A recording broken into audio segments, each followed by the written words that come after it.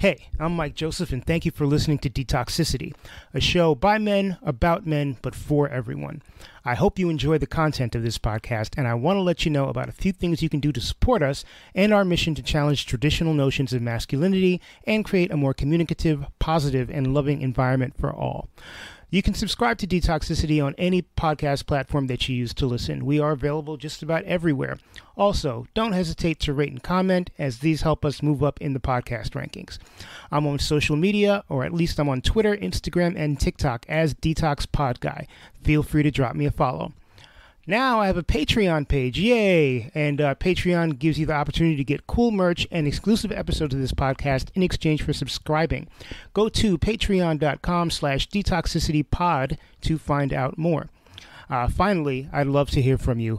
Whether you found an episode of the podcast particularly enjoyable or enlightening, or you know someone who'd be a great guest, or you'd like to offer constructive criticism, or if you yourself would like to be on the podcast, hit me up. Reach out to me at one of the aforementioned social media channels, or if you're old school like I am, drop me an email, detoxpod@gmail.com. Thank you for listening, and take care.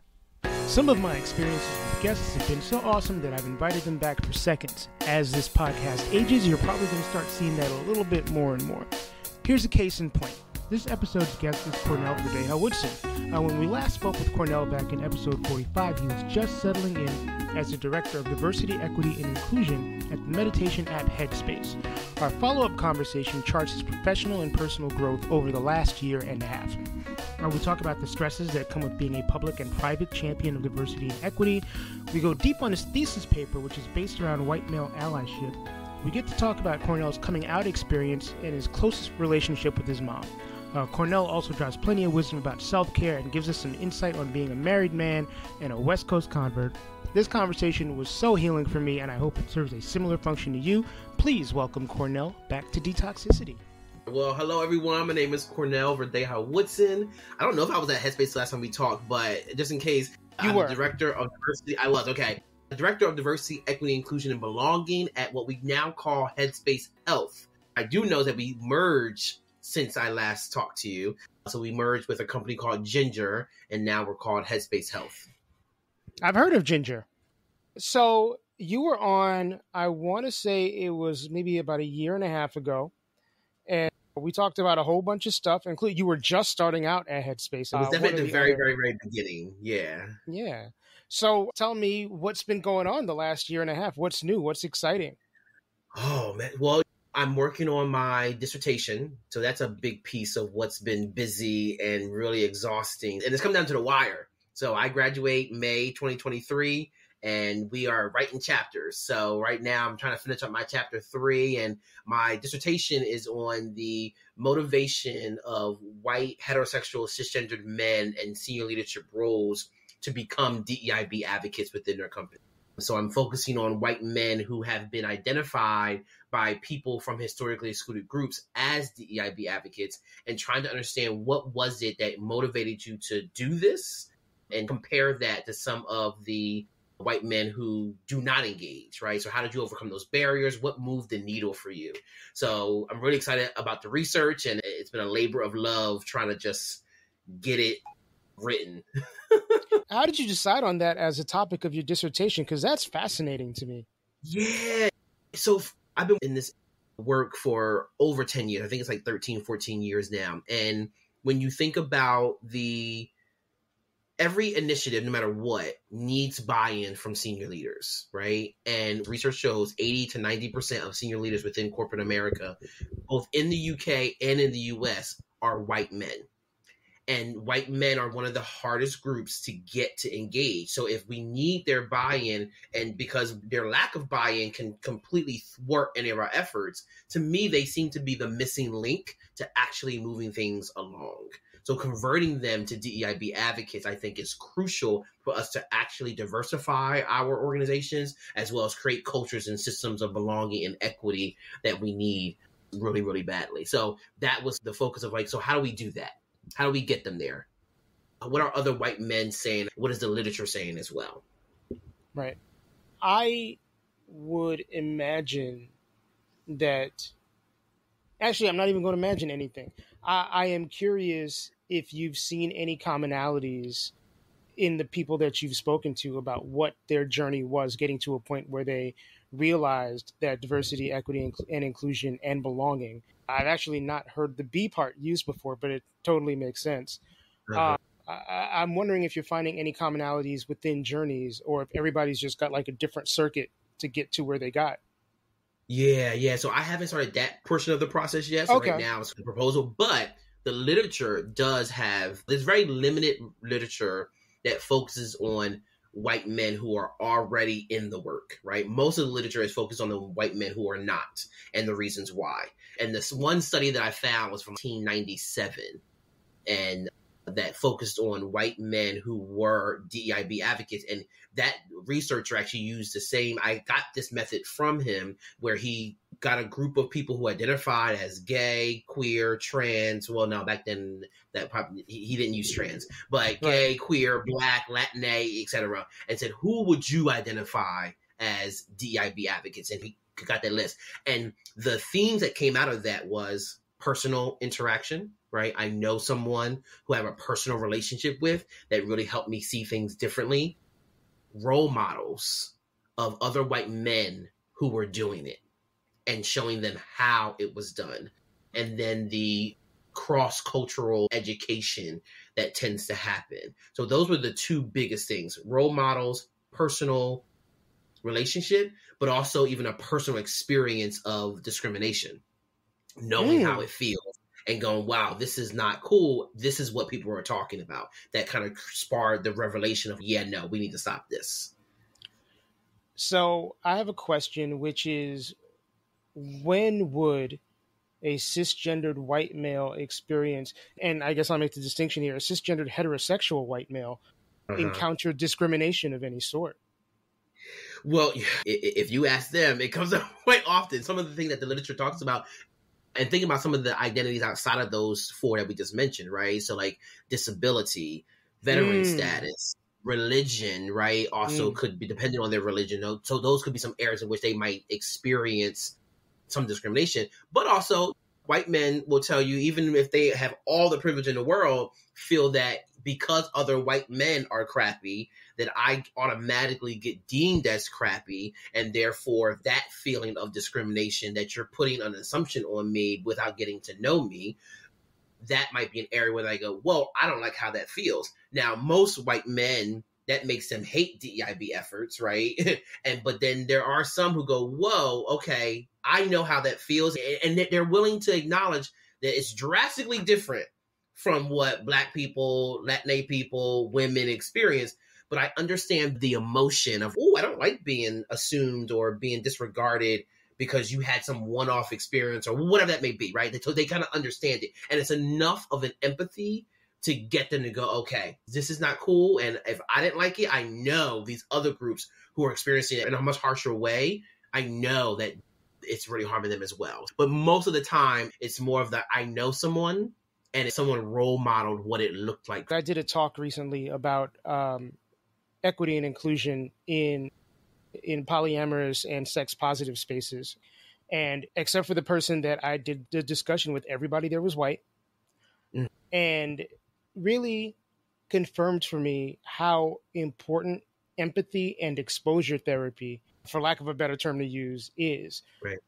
Because, I don't know, we both grew up on the East Coast, right? Maybe it's not specific to the East Coast, maybe it's specific to the tri-state area, but we grew up in environments where there were people that were not like us. But also, we're Black people and we're queer Black people. So when the default for the world is white, and you get your exposure therapy before you even realize who you are, almost. Right.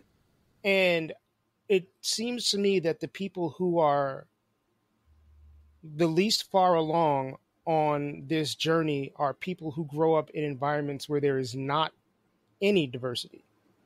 Exactly. And common sense would dictate that exposure therapy will change minds.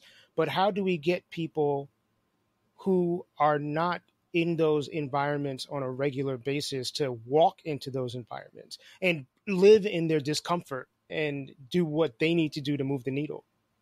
I think we have to change the perception of what discomfort is. Like, discomfort oftentimes feels dangerous. It feels unsafe.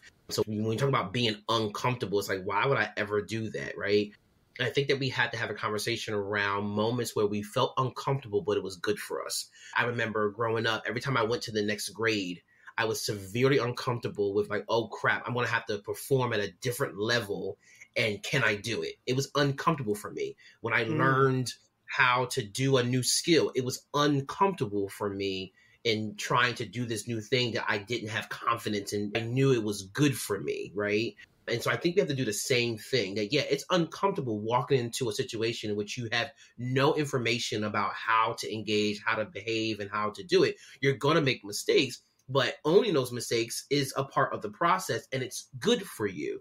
Because look at what you stand to benefit from. Now, that's straight up interest convergence, right? Because what I don't want is people to only want to do these things because they benefit from something. But I do believe that it is how I would argue a lot of us as human beings tend to operate, right? Like, I'm not going to do something that is uncomfortable unless I know that it benefits me. That's just reality of it. And so I think we can start there. And I think eventually, in my belief, is that people see that benefit, but they also see that it's the right thing to do, because when everyone thrives, we all thrive. But showing them that picture, I think, is necessary. Now, I'm not saying that that works for everyone, but I do think that there is a middle group that is kind of like, I want to, I'm just really nervous and concerned. I'm seeing what happens when people make mistakes. But how do we get them to lean into that discomfort? It's giving them examples of how discomfort can lead to benefit, can lead to greater good, in my opinion. Amen to that.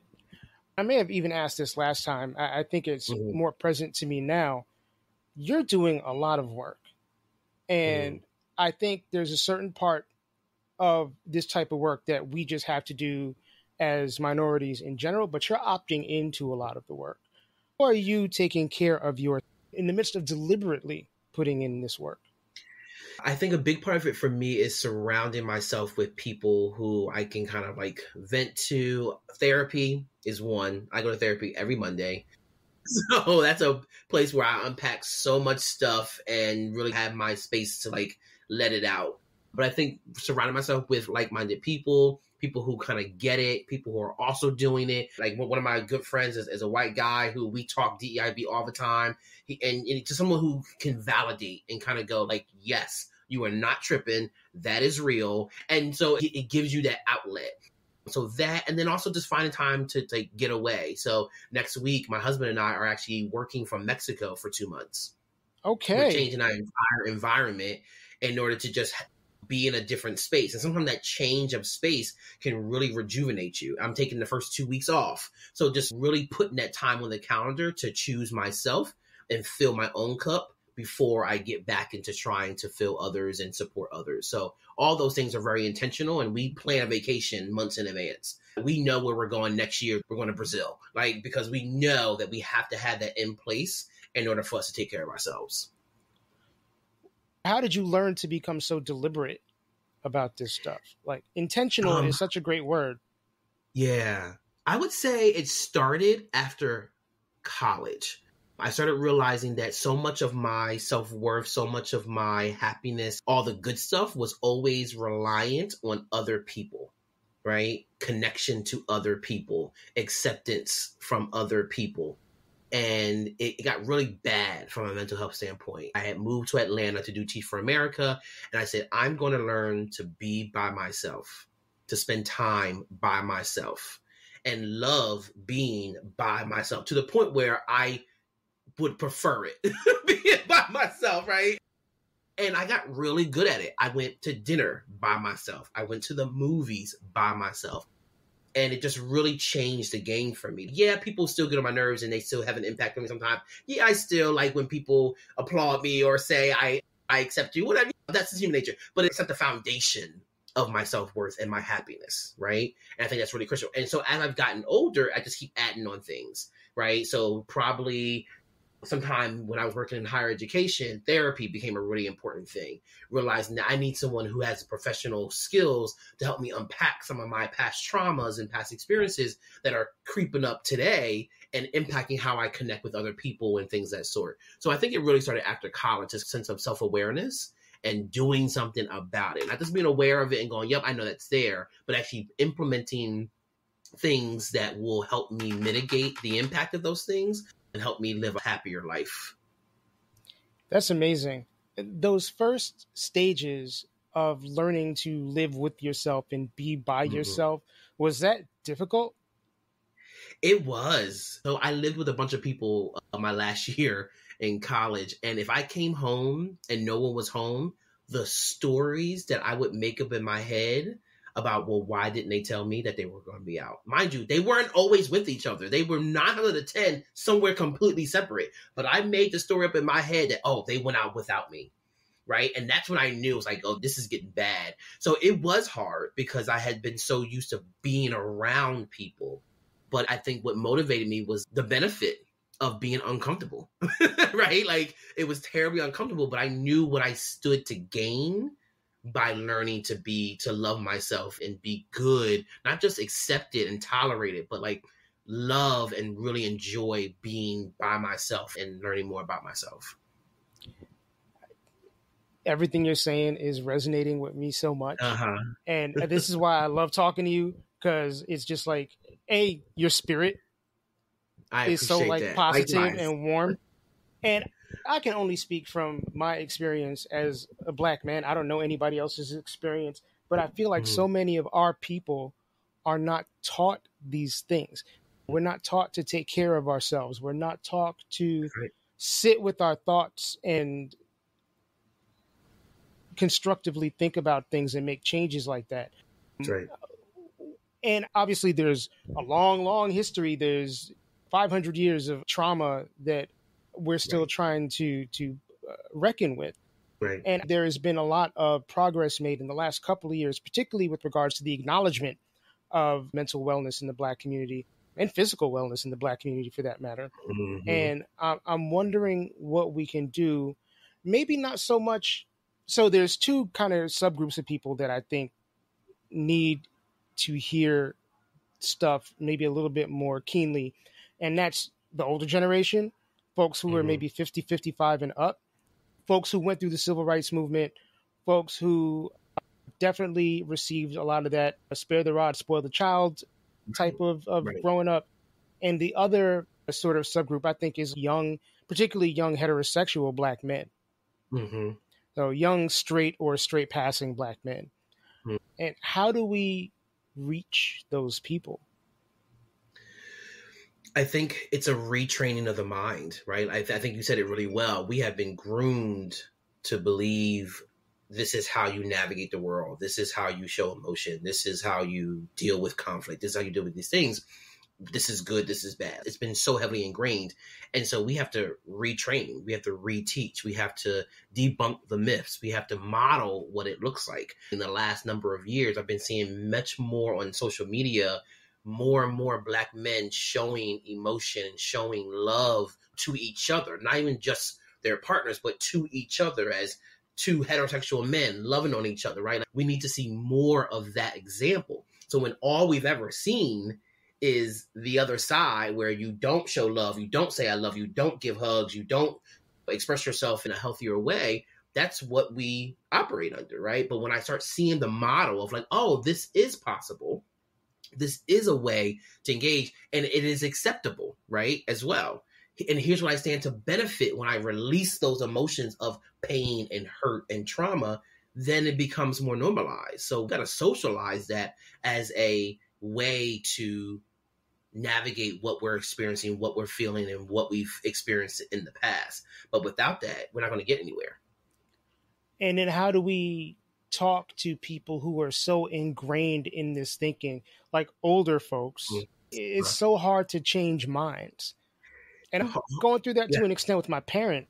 I mean, I'm just now starting a relationship with my dad. I'm pretty sure my dad didn't know any queer men, or definitely wasn't friendly with any queer men. And now he's got a queer ass son. And he's making the effort. I think he wants to do the right thing, even though he's still very uncomfortable talking about it, which I know because he hasn't really brought it up yet. I think he wants to make the effort, and he understands that if he's going to have a relationship with me, then this is something that he's going to have to accept.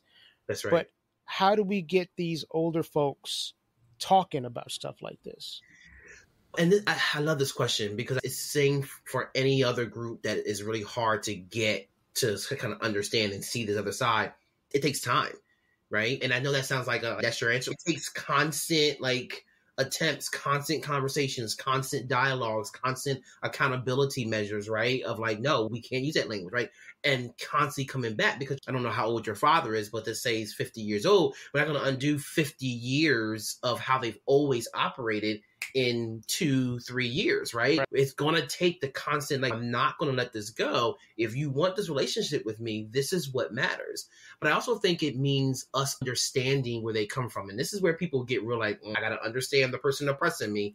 Any good lawyer goes into the courtroom not only understanding their side, they understand the other side as well, because they know how to come back and go, yeah, but hey, this, right? And they also understand the emotion behind what's there. A prime example for me, I didn't have a relationship with my father for the first 18 years of my life.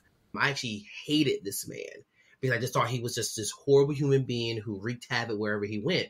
And it wasn't until I stopped for a second, I forget who convinced me to do it, but someone said what his life has been like. And I was like, why would I care? He's been this asshole this entire time. And I literally stopped and learned a little bit more about what his life was like, right? His rejection from his father, right? His mother mistreating him, just a series of events. I was like, whoa, you make sense to me now. I'm not accepting the behavior. I'm just acknowledging and understanding of how we got where we are. And I'm using that to drive how I try to build this relationship. And lo and behold, my father and I do have a much better relationship, right? But understanding him was really key to me embarking on that journey. So I think it's the same thing with the older generation. It's the same thing with white men. It's the same thing with straight people, white women. Unfortunately, we've got to understand, how did you come to be you? How did we even get here? Why are you the way you are? So I can use that to begin the process and the journey on my end to making some change.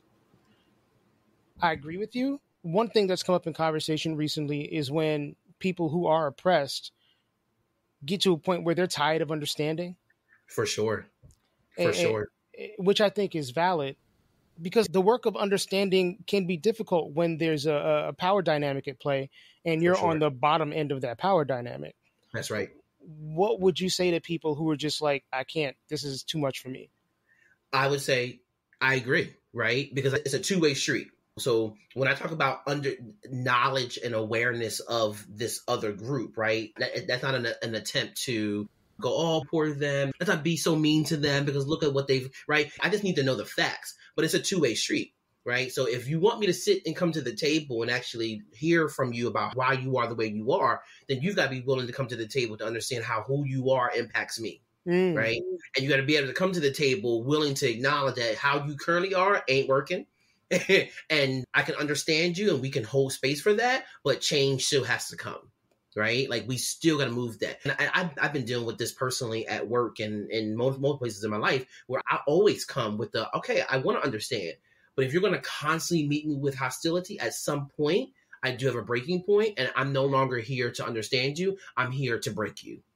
Right. And that sounds mad, aggressive, but it just is what it is. Because if you're not going to heed to the opportunities where I'm trying to come amicably for us to just learn and understand each other, and you just want to constantly come with me with the gaslighting and the discrimination and the disrespect, I'm going to eventually meet you with the same energy. What did Candy say? I ain't Michelle Obama. When you go low, I go low with you. Right? I'm not going to keep being the good one or the mature one or all the ways we do in order to convince people to not do what the other person does. At some point, I've got to meet you with that same energy. I say the same thing about Democrats and Republicans. The Republicans don't give a damn about how much they piss us off. Yep. But the Democrats are always trying to find ways to work with them. At some point, you've got to realize the game is being played, and you've got to fight back this in the same way. I'm sorry. Yep. So again, I have multiple tools in my toolbox. One of them is trying to understand you and come to the table for mutual understanding. But please believe I can pull out the other one that also meets you with the same energy. You are speaking my language, Cornell. Right. How do you think your journey and your life's work has been affected by your queerness? Now, I can't remember if you identify as queer or as gay. Queer. Yep. Okay. How do you think your queerness has impacted your journey or defined your journey or set you on this path? I mean, most people, I believe, who get into this work intentionally started off on this path because of their marginalized identity, right? And I go by queer or gay, but as a queer Black person who grew up in a low income environment, my experience with inequity and discrimination and oppression, that drove my reason for wanting to make change. But it isn't the only reason I stay in the work, right? It is the lens which I oftentimes look through things, but now as a leader in this work, I also need to look at it from a women's lens, a trans lens, right? And ensure that my advocacy and my leadership is not just about my Blackness and my low income experience and my queerness, but it's also about all the other voices that I am trying to help and support and ally with as well. So it has to be much, much more than just about me, but it is the reason why I've gotten started. As you walk through the world, like in your workspace, do you feel like people are often unafraid, or not unafraid, are often afraid to ask you specific questions or to approach you a certain way because they know that you're Black and queer and they don't want to catch residuals from that? Oh my goodness. They make assumptions all the time about how I might respond or what kind of energy I might bring, but then they hear me and they go, oh, wow. And they don't say it, but I know they're thinking, wow, you're a lot nicer than I thought you would be, right? Because we're always the angry Black man. Mm-hmm. And it's just really, really, really, really frustrating. But yeah, for sure. I always get people who are definitely afraid, and you can tell. And even when they do attempt to approach me, you can just hear the fear of like, I cannot mess this up. I do not want to get cussed out. And it's like, I don't always meet you that way, right? If you're multiple times I've given you chances and you keep, you can get cussed out. But that's not the way I'm going to approach you the very first time, right? Like, I'm going to own the fact that you made a mistake. All right, I'm going to correct you. I'm going to meet you with a challenge, but it's going to be in a way that creates space for you to acknowledge that, we made the mistake. It happens. I make mistakes, and we can bounce back from it. When you don't own it, that's when you get these words. That's when you get it. I love it. Now, you are based on the West Coast now. Yeah. You grew up on the East Coast. I'm going to ask you to pick sides. I'm never leaving the West Coast. Really? Never leaving the West Coast. I can't do the cold. I can't do the snow. I couldn't even go back down to Atlanta. I love the West Coast. What is it, weather aside, what is it that draws you to the West Coast? I don't know. I feel freer here. It's just this feeling of being able to really, truly be myself. And I also think I'm biased by the fact that I met my husband here. So there's that sentimental value here as well. So there's a lot of positive emotion connected to this space. And I also entered into a whole new level of economic wealth here. So there's just so many things that happened here that I'm like, oh, this is my spot. I drive down the highway, you see the mountains and the nature on one side, and you see the big city on the other side. I'm like, I got everything right here. And it feels like home. I was telling someone the other day, I've lived in many places in my life, and moving to California was the first time I had completely unpacked every single box. Oh, wow. Every other place I had ever been, I had always had one or two boxes that never, maybe even 3 boxes that just were never unpacked. That I just never felt, and I didn't intentionally do it. I just was like, oh no, we'll just keep that packed. And here, everything came out boxes. Everything had a home. And to me, that was a sign like, this is your long-term place. That, I don't know that I've ever felt like that before. That's an interesting observation. Right. I want that. Right. This is where I'm going to be. Right. So no more snow for you. No. I cannot. Like when I talk to my friends back on the East Coast and they're like, yeah, I'm out here warming up the car. I'm like, that sounds... Call me back. Right? I'm sorry to hear that. Right. And she'll see that like it's pitch black where she is and it's like still bright like it's summer. She's like, call me tomorrow. Like she don't even want to talk to me because she's just like like I can't. I just cannot do it. I will not do it. I feel you. I gotta ask, you brought your mom up. Has she been supportive throughout your journey? My journey within DEIB work or as a queer Black man? Yes. Everything. Everything. Yeah. So, I mean, you hear the jokes around how your parents never really can understand what you do for a living.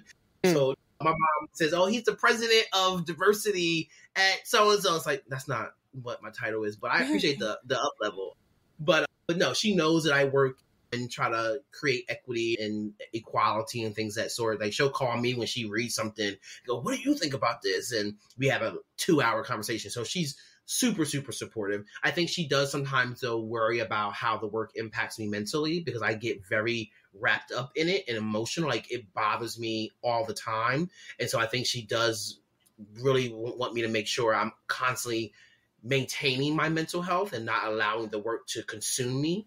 And then as a queer Black man from day one, my mom has always been like, yeah, like, okay. So my coming out story, when I told her that I was gay, she was like, yeah, I'm your mom. I knew. And I was like, oh, word? You knew and didn't tell me? That would have been nice.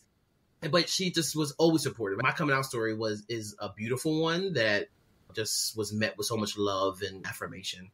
And what was your coming out story, if you don't mind sharing? So I was a first-year student in college, and that was when I realized, like, yep, I'm definitely gay. Back then, the gay was the term that I used. I was like, okay, I got to tell my mom. Me and my mom are besties. I don't keep secrets from my mom.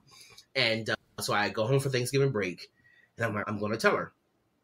I go out to dinner with my aunt, my dad's sister, and she goes, yeah, because when the baby comes, they're going to need more space. I'm like, baby, who's pregnant? She's like, your mom. I was like, no, she's not. My mom would tell me she's pregnant before she told you. Like, me and my mom are besties. And so I'm like, what are you talking about, girl? And so she drops me off. I go home, and my mom has her coat off now. So when I first saw her, she had a coat on when I first got home. And I see her, and she has a big belly. She has a bump. And I'm like, you're pregnant. And she's like, yeah. And she's like, oh, shit. It's like, who told you? I'm like, my aunt told me. And so she was nervous to tell me because she didn't want me to worry. So me, her, and my dad went into the other room, and we're talking like, why didn't you tell me? And she's like, we didn't want you to worry. We wanted you to focus on being away at college. Because I was a big provider in that home, right? Whether it was financially or babysitting or picking up. I've been doing that since I was 8 years old. And my dad isn't always the most reliable, right? And so I felt like it was going to put more pressure on me to have to be there. But she actually didn't want me to feel that way. So I was pissed. And so I said, well, since we all got secrets, I got one for you. I'm gay. How you like that one? And she's like, seriously? This is how you're going to do that? I was like, no. Petty. We're all keeping secrets, right? So let's just all share them. And so, in true Aries fashion, I came out as a vendetta. Wow. And we still, it was like, okay, thanks. That's too funny.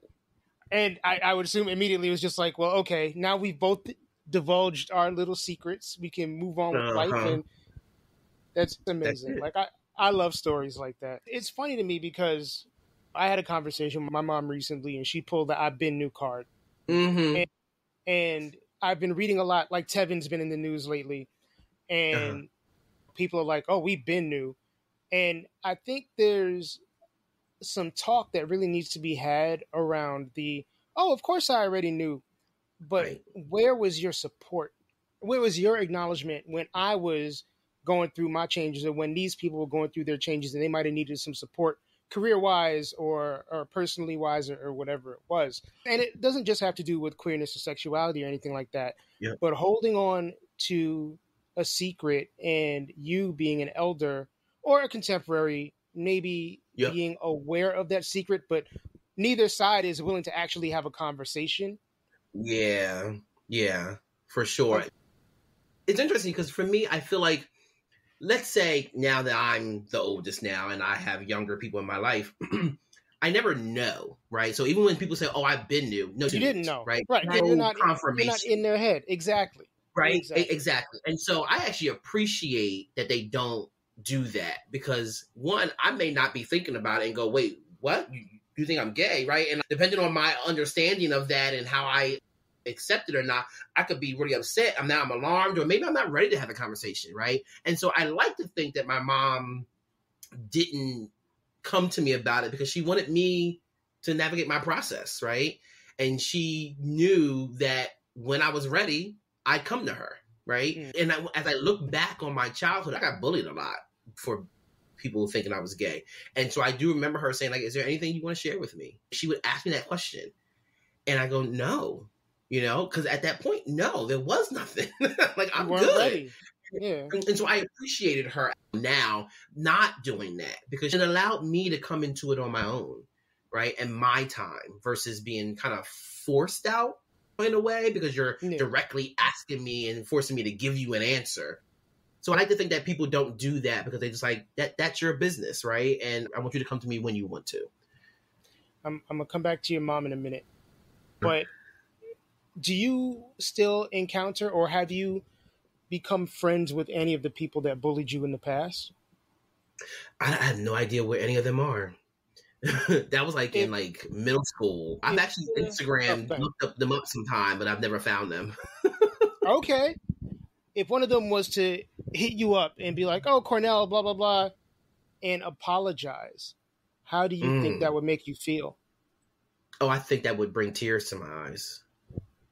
Because I know what it takes for me to own my stuff and to apologize and to be able to come to that wherewithal to be able to go, yo, I caused you harm, and to reach out, right? It's one thing to go, yo, I caused him harm, but then you reached out to say, yo, I'm sorry. That would bring tears to my eyes because that's the healing that this society needs, right? Like we all need our abusers, our oppressors to acknowledge that pain and go, I'm sorry, so that we can actually move on. I feel that. I was talking to somebody recently who doesn't have much of a relationship with their father and recently wrote a book. And I was like, so now that you finished this writing process, have you forgiven him? And he was like, there was no need to forgive. He was like, I've accepted. And I thought about it and I was like, oh, well, there is a fine line between acceptance and forgiveness. That's so interesting. I have a friend of mine who says forgiveness isn't always about the other person. Because I have a hard time forgiving. Right? I feel you. But she's always telling me forgiveness isn't always about them. Right? It's not about releasing them of accountability. It's about allowing you to. And I think she would, if I had to make a guess, I think she would equate them to be the same, forgiveness and acceptance. Right? I'm accepting that this happened. I'm accepting that this is the impact that it had. And I'm choosing not to allow it to control me. Right? That's how she tends to kind of talk about it. It's not necessarily for them and their ability to move on. It's about you not allowing this thing to own you anymore. I also believe that forgiveness, if I can forgive you, but it doesn't mean that you have space at my table again. A lot of people believe that if you forgive me, then we're good now. We're besties again. We're friends again. Not necessarily, right? My dad's sister oftentimes critiques me a lot about this because my dad's mom has always treated us, my dad's kids, like garbage compared to how she treated my cousins, my dad's sister's kids. And I have forgiven her. I don't wish her ill will. I don't think about her. I don't think about those moments.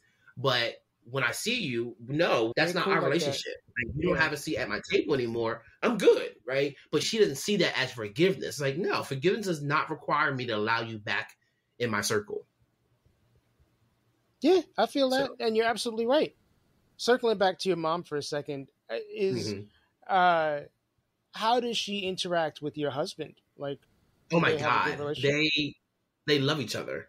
Like, she'll text him, and mind you, when I brought him home before I proposed to him, my mom was turning 51, and we were throwing a surprise birthday party for her, and I brought him to Jersey with me to meet the family for the first time. Instant click, instant connection, and my mom's a shy individual. Like, she's not the kind of Black mom that anybody she connects with. So for her to be this connected to him, I was like, oh, this is a sign. She was like, hey, baby. And I was like, what? So, yeah, she adores him. That's amazing. And you are clearly enjoying married life very much. I am. It's hard work. It ain't easy. We have our couples therapy that we go to every Wednesday, and it is work. It is work. What has been the biggest joy? I just combined the words challenge and joy. What has been the biggest joy and the biggest challenge of being married? I'll start with the challenge. I think the biggest challenge is merging how we navigate the world, right? He's a very positive, kind of like let stuff roll off his back everything bothers me for the most part. I hold on till I have that energy and he can kind of just move on. I'm like, it's 3 days later and I'm still upset about some things. So really coming to kind of understand how each other navigate situations and why and things of that sort. It's also helpful to know that we met, started dating, got engaged, and got married all in the same year. So we didn't really get to do the things that other couples who date for 5 years and then get engaged. Hey, we ran right into marriage. And so we're learning a lot of those things about each other. So that's the biggest challenge. The biggest joy for me is having someone to experience life with, to go on trips with, to just do things. Like I have my partner who, when we go somewhere, it's us. Everyone else is an addition, right? Right. But we're experiencing it together. We recently, not recently, but a couple months ago, went to Paris and London. And he always wanted to go to Paris with his significant other. I've always wanted to just travel with a significant other. And so to be able to have those experiences with each other and make those memories, to me, is like one of the biggest joys. That's amazing. If I remember correctly, I've been seeing a couple of Instagram pictures in the past of y'all throwing down in the kitchen or challenging each other in the kitchen. That was so one of my friends, she did a cook-off with her husband. I was like, oh, that's dope. And so we did one where we got to choose each other's ingredients. And then with the rest of the stuff that was in the kitchen, we had to make something. He won because we had people, everyone else liked his better. And I was like, whatever. He's much better. Like, he cooks from scratch. I attribute most of my weight gain over the pandemic to his cooking. He will completely deny it. But I'm like, no. He's from Mexico, so makes lots of good Mexican food, and he's just a great cook. And I thought, I'm like, oh, what did you put in that sauce? He was like, I don't know. I was just grabbing something. I'm like, see, that's how people cook. That's amazing. Absolutely amazing. I love it. I love it. See, y'all got talking about that, and I lost my next question. Oh, well, outside of your partner, how important is it for you to have, like, again, this could just be the things Mike has been thinking about a lot podcast. How important is it for you to have a tribe, like people who are like your people? It's really, really, really important. And it's actually something I've been reflecting a lot on, what friendship means to me and who's a part of my tribe and who I trust and things like that. So I don't know if that is typical for when you're getting almost to 40, you start reflecting on your relationships with people, but that's where I've been because it's really important to me. The average human needs a tribe, but even the work that I do, which can be so taxing and so frustrating, having that tribe is what saves me, right? Having those people who, even if they don't get it, there's space to lean on, the space to listen, sort of support and challenge, right, is very, very critical. I've gotten to a point where if there's not trust there and I've attempted to build it, I kind of put space between you and I, right? And that's family, that blood, that's friends, that's everybody, right? Because I'm trying to protect my energy. I'm trying to protect my space and fill it with people who up level and bring joy and things of that sort. So it's so important, I think, to realize that not everyone is deserving of your space. That's right. And then I like, there's still a part of me that's people pleaser and is like, well, Mike, you shouldn't put this person at a distance for whatever reason, guilty conscience, people pleasing, whatever it is. But and it feels selfish. And one thing I try to tell other people, and I try to tell myself too, is that selfishness is not inherently a bad thing. That's right. Because when you choose to go on vacation over staying at work, when you choose to take some me time over spending time with your kids or spending time with your, that's you choosing yourself. That's you being selfish, right? Because you need that time for yourself. And it makes you a better person. In order to, Tabitha Brown writes about this in her book. Like, you got to take care of yourself first. You're no good to people when you don't have some selfish moment that allows you to step away, take care of yourself so you can come back and be your best self for the people that you love and care for. Amen. Amen. Hey, how do you suggest people get to that point? Because circling back to what we were talking about at the beginning about conditioning, right? Like, people are not taught these things. They're actually almost taught the opposite. Right. I think it comes with a sense of self-awareness, right? I have to be aware of what I need. I have to be aware of the problem, right? So for me, it's like I get stressed out, I get anxiety, all kinds of things, and recognizing and acknowledging that I don't want to actually live this way. This doesn't make me happy. This is actually what I want. And it's that vision that is the motivation for me to go, that's the life I want to live. I want to be happy. I want to laugh more than I cry, unless I'm crying from laughing, right? Nothing wrong with being upset, nothing wrong with all the emotions, but I don't want to be angry 90% of the time. I want to be laughing most of the time. And so I think it comes with a strong sense of awareness and acceptance of the problem, of the situation, acknowledging what it is that you actually want, and then reteaching yourself to be okay with doing the things you need to do to get where you need to get to, and surrounding yourself with people who reinforce that for you, who model it for you. So a lot of times when I post things on Instagram about me talking about how I took time for myself, or I did this, or what, people are like, yo, I love seeing this. You're inspiring me to do the same thing. Yep. You tend to be who you connect with. If all your friends are meditators or to make time for themselves and self-care, you also take that on because they're modeling what that looks like for you. So your tribe is really, really important. So that takes us to another point. If you're trying to get somewhere else and your current tribe ain't there or not willing to go on that journey with you, you got to consider, is this the tribe? And that's hard work to go, but this is the people I've always known. Yeah, everybody can't come with you in your new season. Sometimes people are meant for that season you were in, and now you're ready to go. You can offer the invitation for them to come with you, but if that's not where they want to go, that's okay. Not everybody can come with you, and that's okay. I'm just nodding my head. Right? Like, it's okay. And again, I love Tabitha Brown. She talked about this in her book, where she kept trying to show people this vision of her for her career, and other people just couldn't see it. Like, no. And she used to get so frustrated with why people couldn't see it. And she's a very religious person. So she was like, because God gave me the vision. He was like, this ain't for them to see. I gave it to you.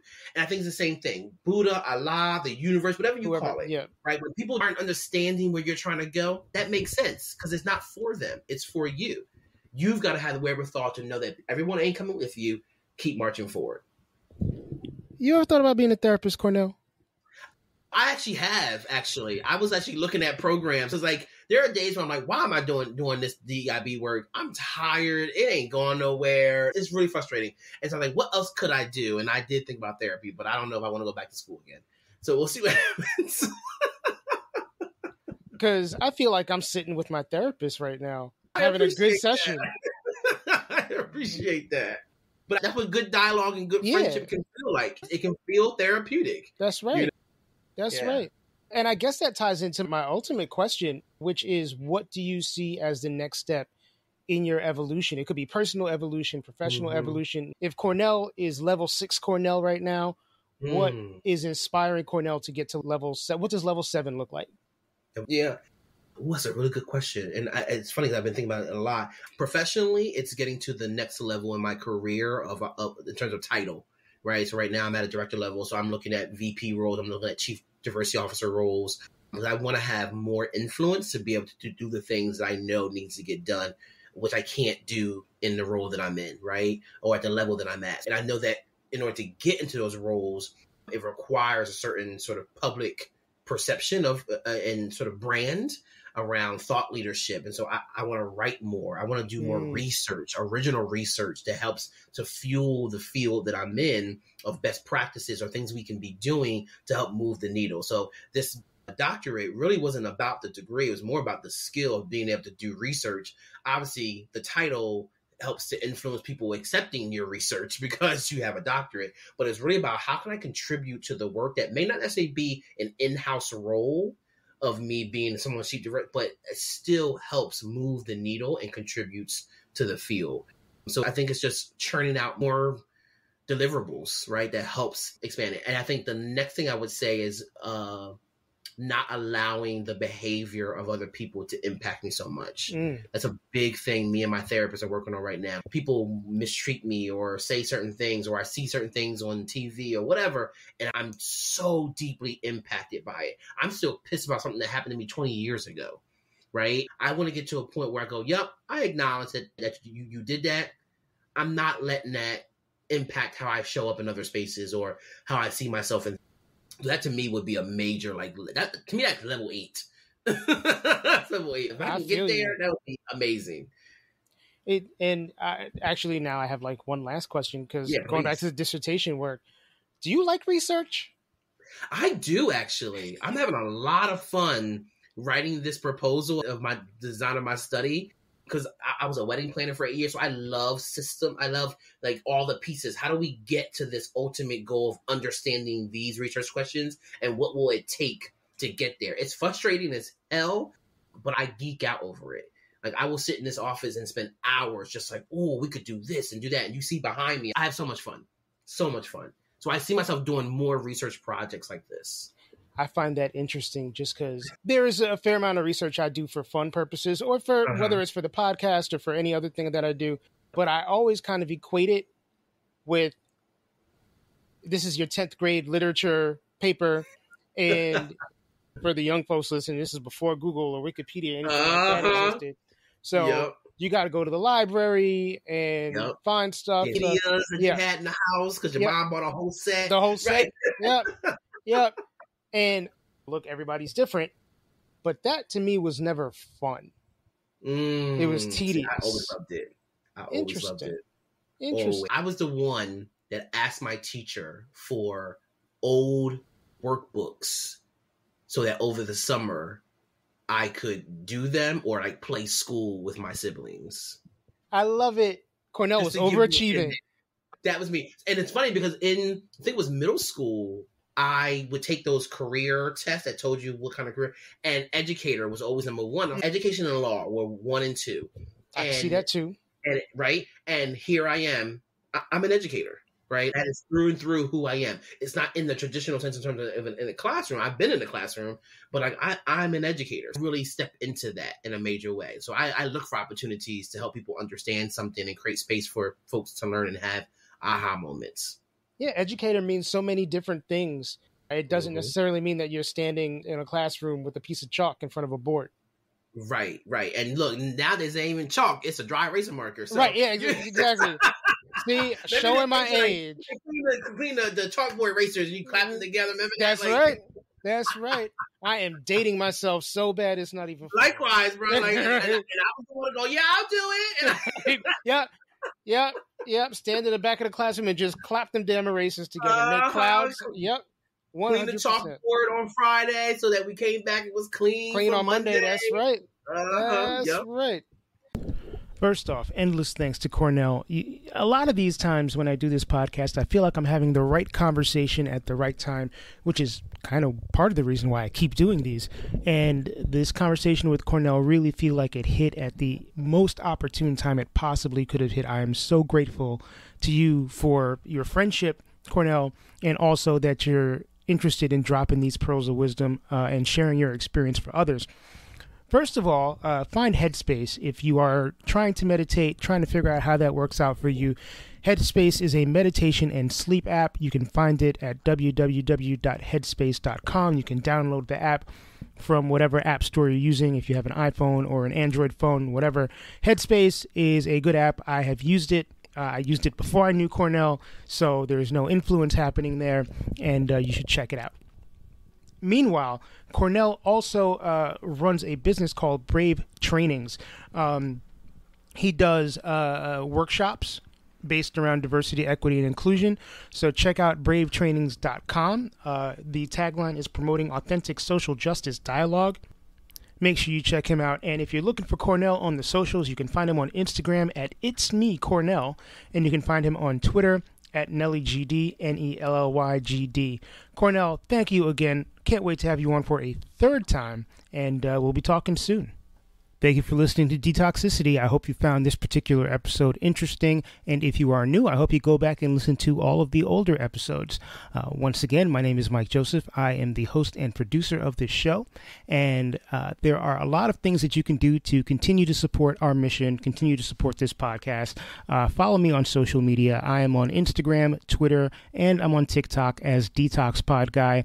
You can also send me an email if you'd like. I'm at detoxpod@gmail.com. I am always on the hunt for people with interesting, inspirational, and powerful stories. So if you know somebody who fits that bill, or if you yourself fit that bill, please don't hesitate to drop me a line via email or via social media.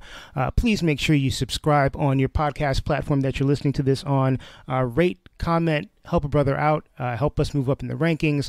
Follow me on social media. Like I said, follow our Patreon, or subscribe to my Patreon, actually.